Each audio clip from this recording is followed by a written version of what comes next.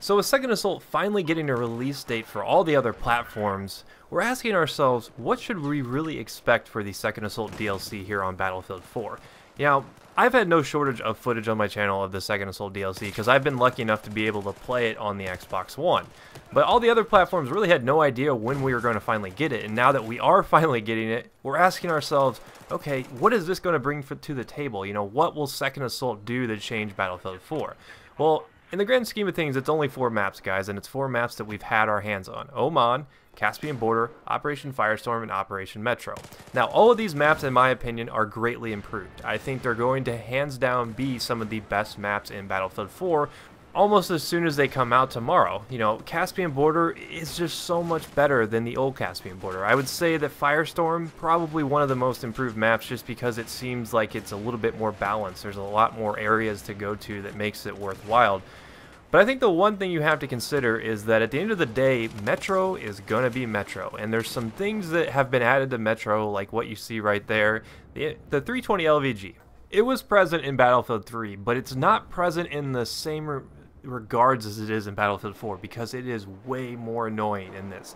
And I can promise you guys, come tomorrow when we're all playing Metro Conquest, I'm going to be hearing complaints like, yeah, Jake, you were right. The LVG spam is real. It is very, very annoying because it was one of the most frustrating things that I found when playing the new Operation Metro. So keep an eye out for that because it will be something that I think a lot of people will say, well, okay, this needs to be patched. Now, as far as Metro being an improved map with a lot of flanking routes, that's definitely true. Metro is a much different animal than it was in the past. You see this hallway right in front of me. This is a nice little corridor where you can actually flank up to the top of the stairs. And that becomes very useful when you're trying to make a push because now the enemy has to think about a bunch of different angles at which people can actually come through. You know, it loosens the load a little bit. It's not a huge game breaker. You know, it's not going to be like, oh, it's really easy to rush in on Metro now when you're trapped on the back flag. Not the case whatsoever, but it does relieve a little bit of pressure and allows you to break through. There's still a lot of hiding spots for them in these tunnels. As you see here, there's a guy behind the trash can, and I'm going to have a tough time getting him just because I don't see him in time. And they're at the advantage there. So there's a lot of different tactics that will come into play, but the spam is still real. It still exists. So just because it's Battlefield 4, don't expect it to be that much different than Battlefield 3 when it comes to Metro. Now that could be a good thing, that could be a bad thing. Depends on what you really enjoyed out of Metro. But there is a lot more things that you have to consider. Like I said, LVG, airburst, grenade launchers, all those things exist in the game and they make it a lot more difficult for infantry players to not die, as you see me get pounded right there by an impact nade. But let's talk about one thing that I'm actually really excited for, and I think that it's going to reinvigorate Battlefield 4. And like I said, we're only getting 4 maps here. It's not that big of a deal. But the one thing that Battlefield 4 did not do well was the fact that there was no rush maps. I can only think of maybe 1 or 2 maps in Battlefield 4 that actually play well on Rush, and that's a bummer because that's a game mode that I absolutely loved. I would say 80 to 90% of my gameplay on Battlefield 3 was Rush, just because it was exciting. It was that hold the line type gameplay that could sometimes even go down to the wire that I really just enjoyed about Rush. So I personally am excited to see maps coming back into the game that will allow us to play Rush in the same capacity that it was in Battlefield 3. Because that's something that I think Battlefield 4 sorely misses. It definitely needs some maps that just play better on Rush. I think I actually read an interview from about a week ago of one of the developers saying, hey, yeah, there's no secret. We developed these maps for Conquest, not Rush.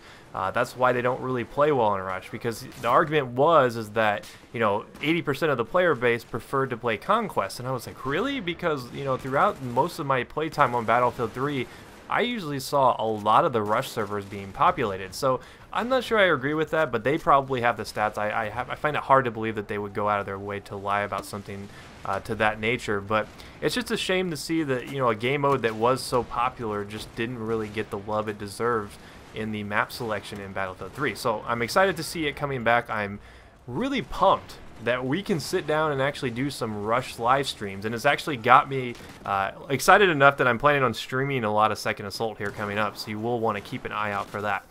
But other than that, you know, there's not a whole lot of levolution there in the new maps. I mean, it's pretty minimal.